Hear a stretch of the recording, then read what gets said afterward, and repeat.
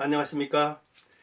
인생 성형가 정영기입니다. 여러분의 인생을 얼굴을 성형하듯이 멋지게 성형하려고 하는 사람입니다. 저와 여러분이 주체적으로 자기 인생을 성형해야 됩니다. 인생을 바람직하게 바꾸고 인생을 성공적으로 향유할 수 있도록 도와주려는 겁니다. 그래서 제가 성공한 사람으로서 저를 따르라 하는 게 아니라 제가 시행착오를 많이 겪었기 때문에 그 시행착오에서 배운 지혜와 통찰을 여러분에게 알려주어 가지고 여러분은 시행착오를 좀 덜 겪게 좌충우돌을 덜 하도록 하려는 그런 의도입니다. 오늘은 참 인복이 없다. 나는 왜 이렇게 운이 없을까? 좌로 가도 우로 가도 도와주는 사람은 없고 그리고 나를 괴롭히는 사람은 왜 이리 많은지 그런 생각을 하는 사람에게 아닙니다. 당신은 인복이 있습니다. 당신은 천사하고 같이 살고 있습니다. 하는 이야기를 해보겠습니다. 천사 만난 강영우를 통해서입니다. 강영우라는 그 실명을 한 사람이 미국에서 아주 크게 성공했죠. 당시까지는 이민 100년사의 최고위직에 올랐습니다. 부시 행정부 때 차관보, 그리고 아들들도 하나는 차관보에 올랐고 하나는 안과 의사가 된 그 사람 이야기입니다. 우리는 이렇게 신분 차이가 클 때는 요즘 만날 수 없다. 요즘 조건 대 조건이 만나는데 어떻게 그렇게 신분을 초월해서 만나느냐. 그래요. 조선시대 때는 그랬어요. 신분 차이가 크면 못 만났어요.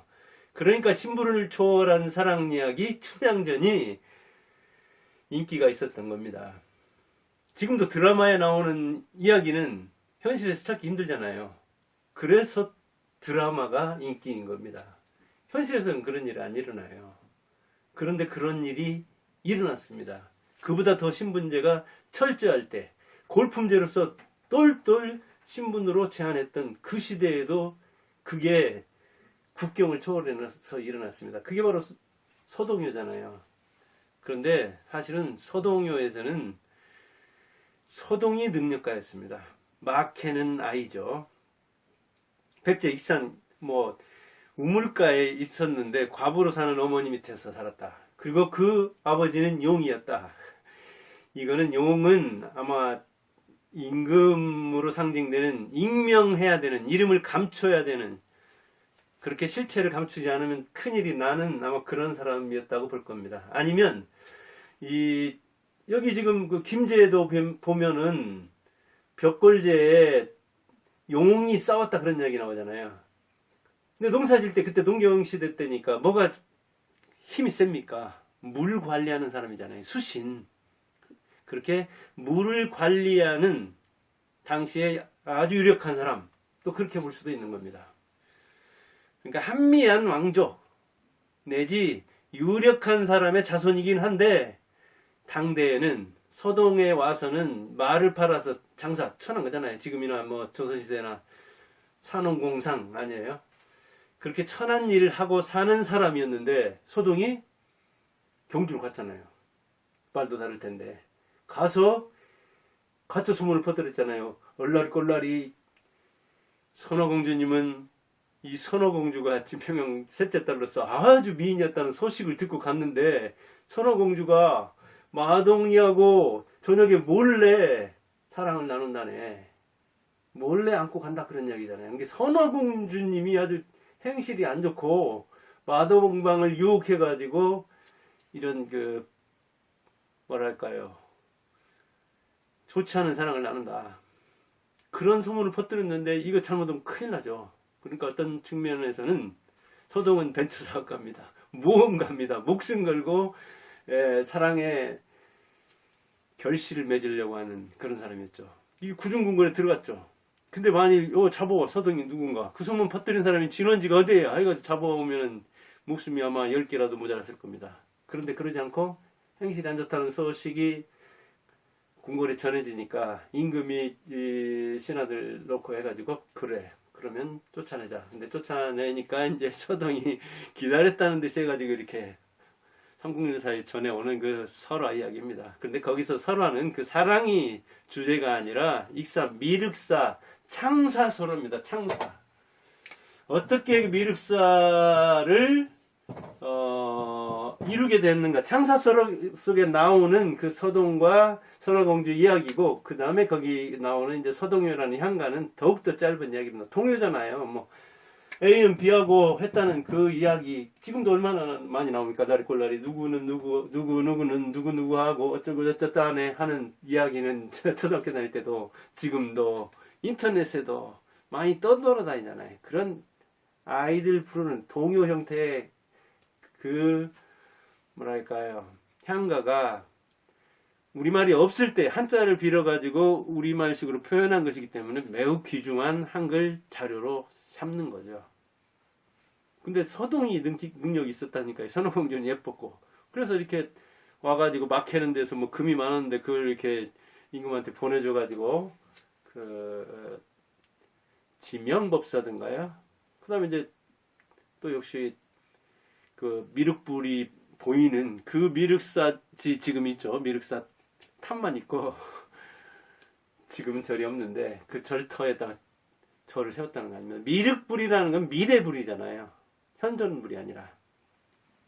그런 이야기가 나오는데 그래요. 신분을 초월한 사랑 이야기다. 그렇게 볼 수도 있지만 아까도 얘기했듯이 서동이라는 사람은 한미한 몰락한 왕족인데 그 경주까지 가서 근데 하여간 설화 이야기입니다. 미륵사 그 탑 해체하면서 보니까 그렇지 않다 뭐 그런 이야기도 나오고 그럼 왕비가 하나냐 또 그런 얘기도 나오고 또 무왕하고 이 무왕이 있을 때 그 6세기 때 신라하고 관계가 좋지 않았는데 이거는 이제 결혼 동맹인데 혼인 동맹이 그때 있었겠느냐 현실적인 또 이야기를 들어서 그렇지 않았을 것이라는 이야기도 나오고 그러는데 전래 설화라는 것은 그렇지 않습니까? 신화 뭐 민남 그 다음에 그 전설 이런 것들을 설화라고 하잖아요. 전에 내려오는 이야기입니다. 구비문학으로서 문자문학이 정착되기 이전에 입에서 입으로 전해 내려오는 것이니까 이것은 생명력이 매우 있었고 또 재미도 있었고 또 아주 재밌는 어떤 그 국경을 초월한 스캔들 이야기잖아요. 그리고 이 서동같이 미천한 사람에게 힘을 주는 오늘날의 이 로또처럼 그런 희망을 주는 젊은 청년들에게 저의 외국도 여러 가지잖아요. 근데 관계가 좋지 않은 그 외국과 외국 신라와 백제의 이 청춘 남녀가 사랑을 나눴다는 것이니까 지금식으로 이야기하면 정말 센셔널한 아주 선정적인 그런 이야기니까 되게 퍼져나갔던 거죠. 그 다음에 이제 온달과 평강공주 이야기 나오죠. 진짜 여기서는 평강공주가 온달을 문물을 가르쳐가지고 글도 가르치고 무예도 가르치고 이렇게 전쟁하는 거. 그래서 이제 이 온달이 사냥이라면 지금도 전쟁 연습이죠. 사냥대에서 이제 1등을 하고 근데 누군가 봤더니 사위였다는 거예요. 그 평강왕 또는 평원왕 그러죠. 그래서 평강왕의 공주다 해서 평강공주 그러죠. 그 다음에 이제 중국과 싸우기도 하고 이쪽 그 신라와 접경해서 싸우다가 지금도 보면 온달산성이 있고 그러잖아요. 그 온달산성이 충청도에 있는 것이냐 아니면 그 한강 주변에서 싸운 거냐. 한강을 놓고 백제가 오랫동안 몇백 년이었죠. 그 다음에 이제 신라 그 다음에 이제 고구려를 빼앗으려는 한강을 놓고 싸우는 그런 전쟁이 치열했잖아요. 그때 이제 하여간 전사하죠. 평강공주 그러니까 어찌 보면 신분이 높은데 아마 고씨 귀족한테 시집을 보내려고 했다 하는 걸 볼 때 아마 온달은 이제 아마 뭐 역시 왕족이다 하더라도 그쪽에서는 아주 빠지는 그리고 이제 호르몬이니까 아까 서동도 그러네요. 옛날에 이 편모스라에 있는 것은 굉장한 어떤 결함으로 봤죠. 뭐 지금도 그런 측면이 있잖아요. 근데 온달을 하여간 키웠죠. 글도 가르치고 뭐 무예도 가르쳤다고 하는 거니까 평강이가 직접 가르쳤겠어요. 공주다 보니까 이제 그렇게 지원을 할 수 있는 연결선이 있죠. 그 연결선이 대개 보면 평강공주 때도 그렇고 이 선화공주 때도 그렇고 어머니가 그러잖아요. 어머니가 이게 한 푼달러씩 뭐 폐물이나 예물 같은 걸 쌓아주잖아요. 옛날에나 지금이나 앞에 나서는 건 나빠요. 뒤에서 정치하고 뒤에서 재물 주무르는 사람은 엄마죠. 그런 이야기가 나오죠. 즉 평강의 공주로서 이 현격한 차이가 나는 온다를 출세시켰다. 서동서라는 이제 서동이 낮은 것 같은데 이 구중궁궐에 있는 선화를 유혹해 왔다, 그런 이야기를 하는데, 아마 둘 다 서동이든 온달이든 신분이 아주 미천하지는 않았을 겁니다. 신분상으로. 그러니까 그렇게 만나지. 옛날. 그런데 이제 그런 그 신분 차이를 두면 둘수록 신분제 사회에서는 이게 현실에서 일어날 수 없는 일이니까 그 픽션이 간극이 크면 클수록 더욱더 사람들에게는 뭐랄까, 이 재미를 줄 수 있는 거잖아요. 지금도 그렇듯이. 자, 그럼 이제 오늘의 이야기, 강령우는 어떤 사람인가? 강령우 44년생인가? 12년에 돌아가셨죠. 8년 전에. 그런데 13살 때 아버지가 돌아가셨어요. 그러니까 아주 불우한 거지 벌써. 그런데 14살 때니까 이제 중학생 때죠. 중학생 때 공을 차다가, 축구를 하다가 공한테 맞아가지고 각막을 눈동자 있는 데든가요? 여기 결막이 있고 공막이 있고 각막이 그러잖아요. 지금은 각막이 어느 정도 훼손돼도 이렇게 재생을 한다든가 다른 뭐 방법을 통해서 이렇게 시각을 살리는 측면이 있는데, 그때만 해도 그렇지 못했는가 봐요. 60년대니까요. 뭐 우리나라 의술 미개할 때잖아요. 그래서 실명을 하죠, 양눈을. 근데 실명을 했는데 그 이제 큰아들이, 그러니까 어머니가 벌써 애들을 넷이나 키워야 되는데, 근데 이제 위에서 그렇게 아들이 그렇게 돼버리니까 남편도 죽었지, 아들도 그러지. 그러니까 몇 년 이렇게 고생하다가 어머니마저 돌아가시죠. 어머니마저. 그러니까 아버지 돌아가셨지, 실명했지, 어머니 돌아가셨는데, 그 다음에 누나가 있었어요. 그래서 2살 많은 누나가 이 세 동생을 이제 먹여 살리게 된 거예요. 가장이 된 거예요, 누나가. 그래서 공장 다니면서 남동생 2, 여동생 하나인가를 먹여 살리려고 이제 일을 하는데, 너무 일한 거. 그러니까 그렇게 동생이 셋이나 되니까, 이를테면 뭐 시간의 일도 하고 더 수당을 좀 더 주면 힘든 일도 하고 그렇겠죠. 그렇게 몇 년 일하다가 누나가 그 과로에 못 견디고 젊은 나이에, 뭐 나이 많아봤자 20대 초반이겠네요. 그 안팎에 세상을 떠나게 돼요.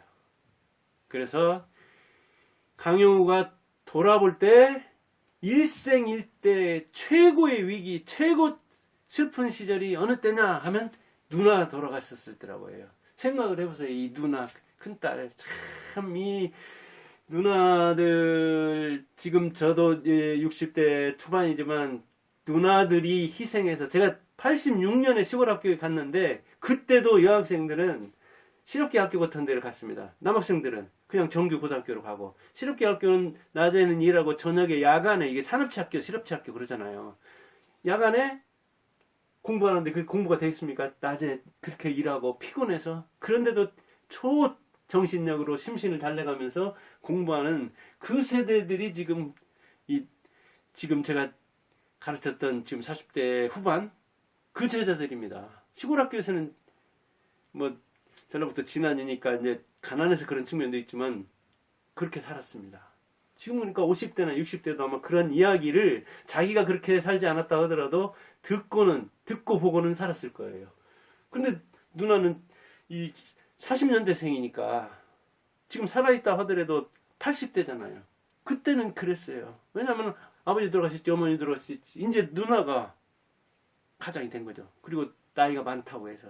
그리고 여자들은 그렇게 그 전에 자기를 희생해서 남동생을 키웠어요. 그때만 해도 이 남존여비 사상이 매우 강했기 때문에 딸들을 희생시켜서 아들을 몰아주는 그런 측면이 있었습니다. 그런데 제가 요새 이렇게 요양병원 다니면서 보니까 그럴 때 딸들이 희생한 그것을 아들들이 혜택받는데 그 혜택 본 아들들이 딸들 생각도 않고 딸들은 좋다 이거예요. 형제들은 부모도 생각 안 난다 하면서 이렇게 그 전화 통화하는 걸 살짝 엿들으면 그런 것 때문에 막 그러더라고요.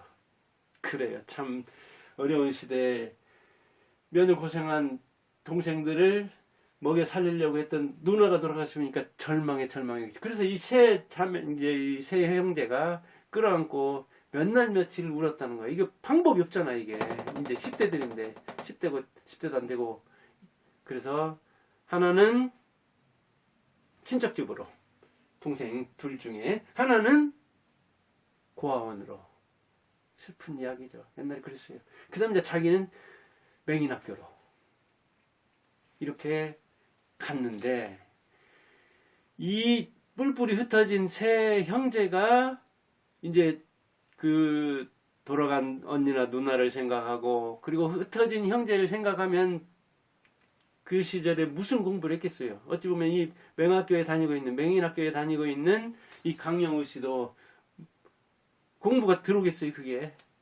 그러나 초인적인 힘을 발휘해서 내가 빨리 공부해서, 이를테면 그때 당시로서는 이제 지금도 그렇지만 맹인들이 안마 같은 거 많이 하고 그랬잖아요. 이런 걸 통해서라도 이제 고등학교 정도 맞춰서 동생들도 돌봐야 되겠다 하는 생각을 가졌는데, 아무 뭐 공부도 괜찮게 하고 또 거기에 이제 봉사활동 오고 가르치는 사람이 있고 그랬는데, 이게 점자 같은 걸 이렇게 공부해가지고 또 누가 이렇게 들려주고 그 희망을, 이런 세계가 있구나. 그리고 이제 가르치는 사람들도 이렇게 요리도 있고 공부를 잘하는데 더 배우면 좀 늦더라도 동생들 더 고생하더라도 이제 이런저런 이야기가 나오니까 공부에 눈을 뜨고 진하게 관심을 갖게 되는 찰나에 이 서근옥이라는 사람을 만나게 됩니다. 예, 이 강영우의 천사는 이 서근옥이라는 사람입니다. 나이는 자기보다 둘 많고, 자기가 고등학생 때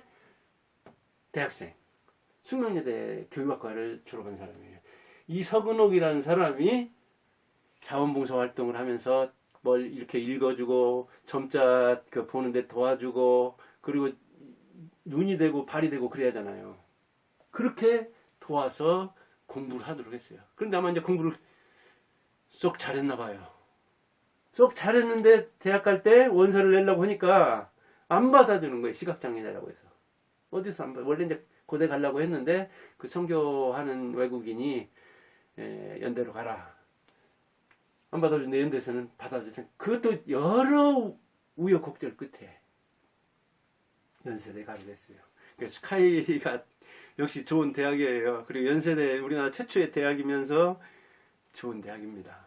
그 시각 장애인이 오면은 시설하며 그 한 개인에 대해서 부대해야 할 그런 것들이 많고 행정하며 가르치는 사람도 그렇고 그게 보통 어려운 일이 아닌데 받아줬어요.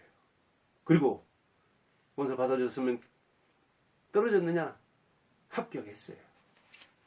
그때도 어렵고 지금도 어려운데 연세대를 들어가게 됐다고요. 그때 이제 서근옥 씨가 이렇게 몇 년 봉사활동을 하고 돕고 그러면서 이제 아마 감정도 좋아지고 연애 감정도 생겨가지고 결국은 결혼하게 되죠. 그런데 이제 또 유학을 또 이제 생각하는 거예요. 우리나라 교육학과가 유학을 많이 가기도 하고, 우리나라에서 영어 영문학 한 사람들이 대개 이제 미국으로 가면 아무래도 거기 그 본토 영어 공부한 사람하고는 잘 안 되죠. 그래서 영어를 전공한 사람이 교육학과를 이렇게 전과해가지고 우리나라 와가지고 교수라고 뭐 그런 경우들도 많고 그럽니다. 그런데 강영우는 원래 여기서도 교육학을 전공했고 미국 가서도 교육학을 전공했죠. 그런데 무슨 돈이 있겠어요. 그리고 서근옥 씨도 젊은 사람이 무슨 돈이 있겠어요. 그때 이제 지원을 받을 거죠. 왜 국제 로터리라는 곳이 있죠. 이 모임이, 국제적인 모임이 몇 가지 있잖아요. 라이언스라든가 뭐 로터리라든가 이 로터리 모임에서 장학금을 줍니다. 그 장학금으로 시각장애인으로서 최초로 국내외를 통틀어서 우리나라 박사가 됩니다. 그러니까 독하게 공부한 거예요. 자기 인생을 희생해서 자기를 지원해준 이 서근호 씨 생각하며, 그리고 자기 어머니가 그렇게 고생하면서 천사는 많았잖아요. 어머니 천사, 그 다음 누나 천사, 그리고 마지막에 이 서근옥 천사, 아내 천사, 강영우가 만난 세 천사입니다. 어머니, 누나, 서근옥. 그런데 어머니는 십몇 년 돼서 돌아가셨고, 누나도 십몇 년 같이 살다가 그 꽃다운 나이에 유명을 달리하고, 그리고 이제 이 마지막 만난 세 번째 천사가 무려 한 50년 넘게 자기의 손발이 되고 눈이 되어줬죠. 유학할 때도 역시 마찬가지죠. 그래서 로터리 지원을 받기도 하지만 그 유학갈 때 서류 챙겨가지고 저쪽에서 받아주는 거 하면, 우리나라에서 보내주는 거 하면, 근데 거기서 뭐 경제적인 것도 봐야 되고, 그 다음에 이렇게 시각장애인인데 혼자서 생활할 수 있는지라든가, 그때 당시만 해도 원래 굉장히 미국 한번 나가는 것 자체가 매우 힘들었습니다. 이를테면 어떤 질병에 대한 제한도 하고, 우리나라 뭐 기생충 같은 것이 많은데, 결핵 같은 것이 많고, 그래서 그때 유학 가는 거 하면, 이민 가는 거 하면 이게 굉장히 힘들었던 그 시절 이야기입니다. 이게 60년대, 70년대. 근데 이제 그 많은 장애물을 넘고 우여곡절을 겪어서 돈도 마련하고, 이 도와줄 사람도 이렇게 해가지고 간다고요. 가서 아까 얘기했듯이 한국 최초의 장애인 박사가 되고, 정규 유학생으로서는 최초로 역시 유학 가서 박사 받은 시각장애인이 됩니다. 그렇게 가지고 이제 그 박사학위를 가지고 국내 교수가 되려고 채용공고된 대로 갔어요. 몇 군데. 근데 제가 책에서 읽으니까 몇 군데 갔는데, 하여간 총장이 면접하면서 굉장히 모욕적인 질문을, 한마디로 당신 아니어도, 아니 정상인도 많은데 왜 내가 당신을 뽑아야 되겠느냐 하는 식으로 이야기했어요. 근데 장애인들이 가장 실패하는 것이 그거잖아요. 이를테면 나는 힘들게 장애인으로서 비장애인보다, 정상인보다도 훨씬 힘들게 학위도 받고 공부도 했으면 그 고초까지 쳐주지 않는다 하더라도 그렇게 받은 학위랄까, 그렇게 해온 공부, 그것을 있는 그대로라도 쳐주면 되는 거 아니냐. 불쌍하게 볼 건 아니다. 그런데 비하를 하느냐? 연민까지는 추구하지 않는다. 그냥 있는 그대로 봐주면 되는 것이지. 이를테면 논문을 안 써서 그런다든가, 이렇게 교수법 같은 거라든가, 실제 교수를 시켜니까, 수업을 시켜보니까 학생들 반응이 안 좋다든가, 그러면 모르지만 당신 장애인이니까 안 된다. 그리고 장애에 대한 어떤 직접적인 그런 모독이 될 만한 이야기 겪은 거 하며 이런저런 이야기를 써놓고 있습니다. 그래요. 충분히 이해합니다. 그래도 그렇지, 대면하면서 정면에서 참 어찌 보면 총장감이 아니죠. 덜 떨어진 총장이죠. 그런저런 살다 보면, 그러나 이제 자기가 있다 하더라도 여기다 다 얘기해요. 대한민국 대학 전부 다 합쳐봤자 한 370, 80개 되는데 2년제까지 어디다 무슨 이야기하면 다 퍼집니다. 자기가 잘못해놓고 인정합니까? 우리나라 사람들이 인정 안 하니까 아마 속 있는 얘기도 못 할 겁니다. 그러나 얼마나 한이 맺혔으면 책에 썼겠습니까? 그래요. 그래서 미국에서 교수를 하게 된다고요. 우리나라에 정착할까 하다가. 지금도 그런데 7, 80년대 그렇게 거절한 사람도 이해는 충분히 되죠. 그렇기는 하지만 그가 얼마나 노고했을까, 그런저런 고민을 정말 어찌 보면 그냥 표면적으로라도 이해를 하지만 우리 여기에는 안 맞는다. 그렇게 이야기도 할 수 있을 텐데 참 어려운 문제입니다. 그래서 하여간 미국 일리노이에 자기가 공부한 곳이던가요? 거기서 교수로 활동을 합니다. 그리고 부시 행정부에서는 차관부에 오르죠. 차관부면 미국으로서는 사성장군 그 급이라고 하던가요? 당시 하여간 100년 이민사의 최고 이직에 오르게 됩니다. 그러니까 정상인들도 그렇게 이민을 많이 가고 그랬는데 이민 100년 되도록이면 얼마나 많은 사람이 이민 갔겠어요. 그런데 그 중에 최고 이직은 이제 우리나라와 미국 상황이 어떤 그 직위라는 게 똑같지는 않습니다. 그래서 그대로 비교할 수는 없는 문제지만 최고 이직에 오른 그 사람이죠. 그 뒤에 이제 뭐 공주라든가 그 뒤에 이제 공경주라든가 뭐 이런 사람들도 나오고 그러기는 하는데 대단한 거죠. 그러니까 그렇게 이 어머니서부터 새 천사와 그 다음에 자기 동생들이 이렇게 있는데 자기가 공부하는 거에 대해서 자기 아내가 이렇게 희생한 위에서 공부하는데 어디 한눈을 팔겠어요. 어디 잠을 푹 맘 놓고 자겠어요. 그러니까 그런 지독한 학습, 공부, 정신력 그런 게 이제 그런 뭐랄까요 초능력을 발휘하게 만든 거죠. 그런 차원에서 아까 국내 대학에서도 이 강용호 같은 사람을 채용했으면 얼마나 열심히 했겠어요. 이를테면 학생들 지도도 그렇고 그러면 또 이 우리나라 장애인이 뭐 몇백만 명이라고 하는데 그 약자들에게 희망을 주고 그게 또 얼마나 긍정적인 효과가 되겠어요. 그 자체가 의지 한국인으로서 교육 아니겠어요? 전공도 교육하겠으니까. 근데 우리나라에서는 그런 그릇이 못 됐는가 봐요. 교수들 사람 보는 눈이 그 정도밖에 안 됐다는 이야기죠. 그런데 2012년 췌장암으로 사망을 했고 그리고 그가 가졌던 전 재산은 25만 달러 뭐 지금으로 뭐 3억 안팎 되겠네. 하여간 지금 더 떨어졌나요? 환율 때문에. 당시로서 3억 안팎 되는 것은 로터리에다 기부를 한 거예요. 이게 이제 릴레이 기부인 거예요. 자기가 그것 때문에 공부를 할 수 있었기 때문에. 그 한 말은 여러 말이 있죠. 인물이 되려면 인물을 만나라. 자식들에게는 두 아들이 있어요. 하나는 안과의사, 하나는 차관부까지 오른 그 공직에 있고 그랬던 사람인데 결코 포기하지 마라. 그리고 자기가 시력을 잃고 시각장애자로 살았는데 살아보니까 약점이 강점이기도 하더라. 약점은 곧 강점이다. 왜? 힘들게 공부하니까 공부가 오래 가더라. 그리고 이 시각이 없으니까 다른 촉각이라든가 청각이라든가 이 내원점 이런 다른 감각을 살리고 다른 사람 말을 경청할 줄 알게 되더라. 겸손하게 되더라. 집중력이 있더라.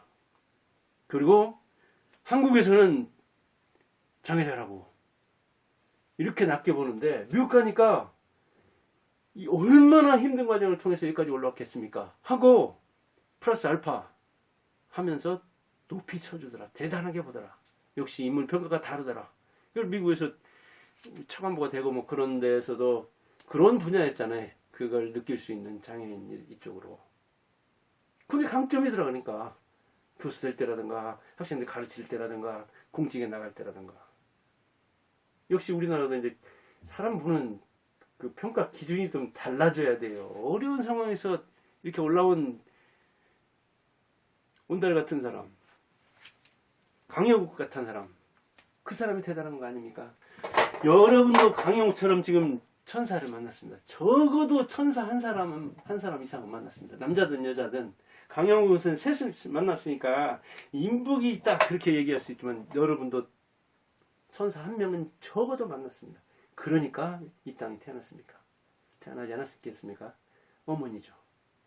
강영욱 그 어머니 오래 못 살았어요. 누나 역시 몇 년 향 못하고 살았어요. 그러나 이 서근옥은 어마어마하게 오래 살았죠. 50년 이상이죠. 그래서 췌장암 판결을 받고 시한부 인생이면서 자기가 인생을 정리해서 편지를 남겼어요. 아내와 아들들에게. 그리고 지인들에게도 다 이렇게 전화도 하고 편지도 남기고 그랬다고 하더라고요. 그래서 그 일부를 한번 읽어보겠습니다. 시한부 선언을 받고 돌아가시기 전 1년 전에 이게 써놓은 편지에 나오는 이야기입니다. 운전하며 끼니 때우던 때가 더 많았던 당신. 나를 위해 우리 가정을 위해 너무나 많은 것을 주었습니다. 너무 많이 고생시킨 것 같아서 미안하기만 합니다. 사랑합니다. 사랑합니다. 사랑합니다. 그리고 고마웠습니다. 아내한테 이게 이제 중간 생략하고 이게 생략한 거예요. 그 일부만 읽은 겁니다. 한마디로 자기 픽업하느라고 운동화도 못 신고 살았다는 거예요. 50년. 아니 그 구두도 굽 높은 거라든가 이런 거 신을 수 없으니까 닦아서 신어야 그 의미가 없으니까 그렇게 자기를 안내하려면 험하게 걸어다니고 그러니까 운동화만 신고 다녔다는 거예요. 그게 미안하고 또 미안하고 사랑스럽고 고마웠다 하고 천사하게 이야기하고 있는 거잖아요. 아들은 둘이에요. 진석이, 진영이. 진석이가 안과의사, 진영이가 아까 차관부에도 올랐던 아버지에게서 두 아들에게 시도해 보기 전에는 모르는 일이다. 해보기 전에는 결코 포기하지 마라. 2011년 12월에 쓴 편지예요. 그 동생들 어떻게 됐느냐? 아까 고아원에도 가고 친척 집에 맡겼다고 하는데 자기가 이민 가서 자리 잡은 다음에 동생들도 미국으로 이민을 시켜서 지금은 잘 먹고 잘 산다고 합니다. 안정적으로 살아간다고 합니다. 동생들에게도 얼마나 미안했겠어요. 어찌 보면 그런 환경에서 자기가 공부하고 아무리 그 다른 사람의 후원을 받는다든가 로터리 장학금을 받는다든가 그런다 하더라도 그래서 서근옥 그 부인은 거의 평생 구두를 신지 못했다. 운동화 신고 자기 눈과 발이 대하니까 한마디로 차로 이게 태워다 주고 태워오고 이게 50년 넘게 그러면서 교사 생활을 30년 한 거예요. 이를테면 이제 출근할 때 또 퇴근할 때 저도 그 아들들 픽업을 잠깐 한 적이 있는데 일주일에 뭐 과외하는데 한 3번인가 태워다 주고 태우고 근데 거기서 과외하는데 시간 좀 넘고 막 그러면 아유 이거 진짜 힘들더라고요. 막 참 많은데 이렇게 받치고 있으면 또 옆에서는 빵빵거리지. 아니 교사가 더 오래 가르쳐주면 고마워해야 되잖아요. 근데 그 고맙다는 생각이 안 들더라니까. 아 시간 되면 좀 빨리 끝내서 제때 좀 끝내가지고 내려 보내주지 이런 생각이 들더라고요. 그거 아마 1년 아파? 한 주에 몇 번? 그것도 그렇게 힘들더라고요. 근데 50년 넘게 이런 사람이 천사가 아니고 뭐겠습니까? 그 누나 새 동생을 그 여린 나이에 먹여 살리려고 가장으로서 목숨을 잃도록 일한 사람, 이런 사람이 천사 아니고 누구겠습니까? 낳아서 가르쳤는데 넷이나 키우려다 보니까 부담이 되는데 너무 부담이 되고 아마 열이어서 그 못 버텨가지고 돌아가신 어머니, 그런 사람이 천사가 아니면 누가 천사이겠습니까? 여러분도 그런 천사와 함께 살아요. 지금 그런 천사가 낳아줬고 옆에 그런 천사가 있는데 그런 천사를 악마로 만들면 안 됩니다. 악마로 보면 안 됩니다. 아, 내가 천사와 살고 있구나.